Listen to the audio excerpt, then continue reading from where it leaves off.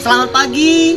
Pagi ini saya rindu membawakan sharing, membawakan kebenaran firman Tuhan, khususnya buat teman-teman saya, anak-anak muda yang hari-hari ini stay at home, ya kan? Nah, berbicara anak-anak muda tidak lepas dari yang namanya pergaulan, apalagi di zaman stay at home ini, ya kan?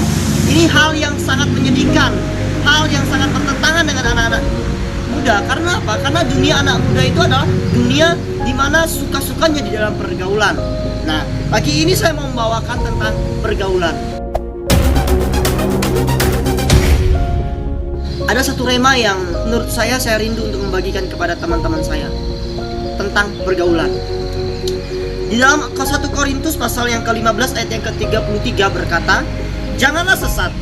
Ingat, pergaulan yang buruk merusak kebiasaan yang baik." Nah, berbicara pergaulan, teman-teman, ya kan? Kalau anak muda disuruh tidak bergaul, tidak bisa, ya kan? Nah, tetapi apa yang dimaksud dengan ayat ini? Apakah dengan kita menerapkan ayat ini berarti kita tidak boleh bergaul dengan orang yang berjudi, tidak boleh bergaul dengan orang yang merokok? Oh, saya sangat tidak setuju dengan hal itu. Karena apa? Karena kita diberikan kebebasan untuk bergaul, berteman dengan siapa saja, ya kan? Tetapi yang dimaksudkan bergaul di dalam ayat ini adalah mengikat diri, mengikat diri dengan hal-hal yang buruk seperti itu. Kita boleh berteman dengan siapa saja, tapi ingat, jangan pernah mengikat diri dengan orang tersebut. Kita boleh berteman dengan dia, tetapi dengan kebiasaan-kebiasaan yang buruk kita tidak boleh. Tapi barang siapa yang mengikatkan dirinya kepada Tuhan, maka secara roh juga dia terikat bersama-sama dengan Tuhan. Pagi ini saya rindu membawa satu tokoh di dalam Alkitab, orang yang sangat terkenal di dalam Perjanjian Lama, ya kan? Orang yang sangat kaya, raja ketika Israel. Maka dia adalah Salomo. Salomo adalah anak daripada Raja Daud. Nah, Salomo waktu dia masih muda, dia pernah diberikan Tuhan hikmat. Orang yang paling berhikmat di dalam Perjanjian Lama, siapakah dia? Hanya Salomo. Orang yang berhikmat, orang yang kaya pada zamannya, dia menjadi raja di dalam kejayaannya. Dia juga diizinkan Tuhan untuk membangun bait sucinya Tuhan. Ya, boleh dikatakan orang kepercayaannya Tuhan juga selain daripada Daud. Tetapi apakah yang dilakukan oleh Salomo? Selain daripada orang Mesir, ternyata Salomo juga memperistrikan orang-orang Moab, orang-orang. Padahal yang Alkitab katakan, Tuhan bilang orang Israel tidak boleh bergaul dengan bangsa-bangsa asing. Dalam arti kata apa? Berjinah secara rohani. Tetapi apa yang dilakukan oleh Salomo? Salomo melakukan perjinahan secara rohani, memperistrikan bangsa-bangsa asing itu, memperistrikan bangsa-bangsa asing seperti Moab, Mesir. Akibat dari tindakan atau perbuatan penyimpangan daripada Salomo ini, apa yang kita ketahui? Ternyata di masa tua Salomo, istri-istrinya menyimpang dan istri-istrinya mempersembahkan persembahan kepada dewanya masing-masing. Kalau kita selidiki, berapakah istri Salomo? Ya, istri Salomo ternyata 700 dari orang-orang bangsawan dan 300 gundiknya. Wow, sangat luar biasa banyak Salomo memperistrikan bangsa-bangsa asing. Di hari tuanya, Salomo ternyata mengikuti juga ilah-ilah atau Tuhan atau dewa yang disembah oleh istri-istrinya. Akibat dari penyimpangan ini apa yang terjadi? Ternyata Tuhan murka. Tuhan tidak senang. Tuhan tidak senang kita melakukan perjinahan secara rohani. Akhirnya pada waktu akhir daripada pemerintahan Salomo, kerajaan Israel yang dulunya jaya sekarang harus terpecah menjadi dua, ya kan?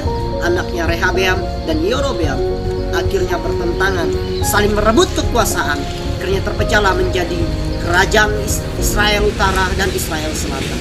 Nah, saudara, dari kejadian Salomo ini dapat kita pelajari bahwa jangan pernah main-main dengan ketetapan Tuhan. Selagi kita anak-anak muda, jaga kekudusan hidup, jaga diri kita, jaga di setiap ilah-ilah zaman ini, ya kan? Jaga di setiap pergaulan-pergaulan kita ini. Pergaulan ternyata dapat merusak kebiasaan-kebiasaan yang baik. Tetapi pergaulan juga akan mempengaruhi kehidupan kita untuk kita kita lebih baik lagi. Nah, pergaulan menentukan hidup kita. 2000 tahun yang lalu Yesus sudah mati di atas kayu salib, dan Yesus sudah menebus kita dari dosa kita. Nah, Yesus sudah menebus kita dan kita menjadi orang yang ditebus. Apakah kita harus hidup di dalam dosa? Oh, ternyata tidak. Ada 3 tips bagaimana cara kita untuk terhindar dari dosa. Yang pertama, kita belajar untuk mendekatkan diri kita sama Tuhan. Kita belajar dari tokoh Kain. Pada waktu Kain merasa iri terhadap adiknya Habel, karena persembahan dia tidak diterima sementara persembahan Habel diterima. Pada waktu itu Tuhan berkata kepada Kain, "Kain, iblis sudah mengintip di depan pintu. Oleh karena itu jaga hati." Jaga hati. Dalam arti kata apa? Dekatkan dirimu sama Tuhan. Koneksi dirimu sama Tuhan. Karena ketika kamu terkoneksi sama Tuhan, kamu akan mampu mengatasi kemarahan, mengatasi rasa iri, mengatasi rasa amarah kamu terhadap orang-orang di sekelilingmu.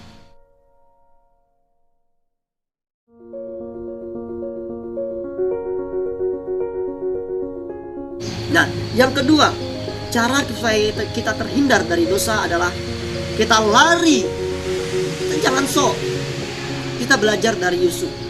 Ketika istri Potifar menghampirinya, istri Potifar menggodanya, apa yang dilakukan Yusuf?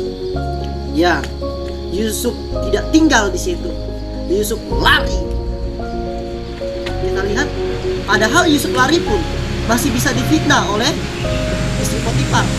Tetapi bagaimana kalau kita di dalam pencobaan kita tidak lari, ya kan? Saudara, kita jangan slow, ya kan? Kita harus lari. Kalau kita sudah tahu itu pencobaan, kalau kita sudah tahu itu adalah lubang, lari, jangan mendekat. Firman Tuhan berkata apa? Roh memang penurut, tetapi daging lemah. Ya. Selama kita hidup di dunia, pencobaan-pencobaan itu akan terus ada. Dan kedagingan kita ini tidak pernah suka kalau kita lari. Tapi ketika kita lari, artinya kita mengikuti roh kita. Nah, yang ketiga, bagaimana cara kita terhindar dari dosa? Kita lawan dengan firman. Pada waktu Yesus di padang gurun, dia dicobai iblis. Apa yang dikatakan? Yesus hanya berkata, ada tertulis, ada tertulis, ada tertulis. Artinya apa? Saudara, mari kita dekatkan hati kita sama Tuhan. Kita belajar merenungkan firman-Nya. Karena ketika kita belajar merenungkan firman Tuhan, ketika kita mau jatuh di dalam pencobaan, ketika ada godaan-godaan yang ada di sekeliling kita dapat berkata, ada tertulis. Pada waktu pikiran kita mulai melenceng kepada pikiran-pikiran yang negatif, pikiran-pikiran yang jahat, pikiran-pikiran yang kotor, pada waktu yang sama juga Roh Kudus akan meremahkan setiap firman yang sudah kita baca, akan meremahkan setiap firman yang sudah kita renungkan. Dan saat yang sama Roh Kudus akan menguatkan kita untuk kita tidak jatuh. Dia akan mengingatkan kita terus menerus. Itulah pekerjaan Tuhan. Saudara, mari kita merenungkan firman Tuhan. Hari-hari ini di mana anak-anak muda stay at home, anak-anak muda sedang jaga jarak antara pergaulannya dengan satu dengan yang lain. Nah, jadikan ini momen yang indah, momen yang berharga buat anak-anak muda boleh merenungkan kembali, mengoreksi kembali, mengoreksi diri, mengoreksi pergaulan yang selama ini sudah kita laksanakan, yang sudah kita jalani. Baik itu pergaulan kita antar sesama kita, antar persahabatan kita, antar geng, kelompok, ya kan? Mari kita renungkan, kita koreksi. Kalau selama ini kita sudah jatuh di dalam pergaulan-pergaulan yang salah, mungkin seharusnya saya ada di dalam kelompok itu, harusnya saya yang mempengaruhi orang-orang itu untuk membawa kasih Kristus.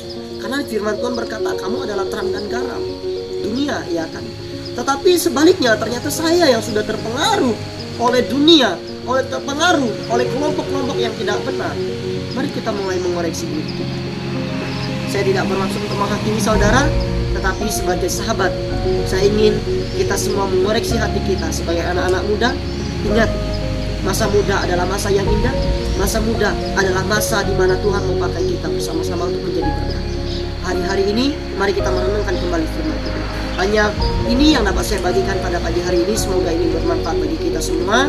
Bagi saudara yang mau komen, bagi saudara yang mau share, saya persilakan supaya firman ini dapat diterapkan semua anak-anak muda, khususnya buat Indonesia, supaya kedepannya Indonesia menghasilkan generasi anak muda yang takut akan Tuhan.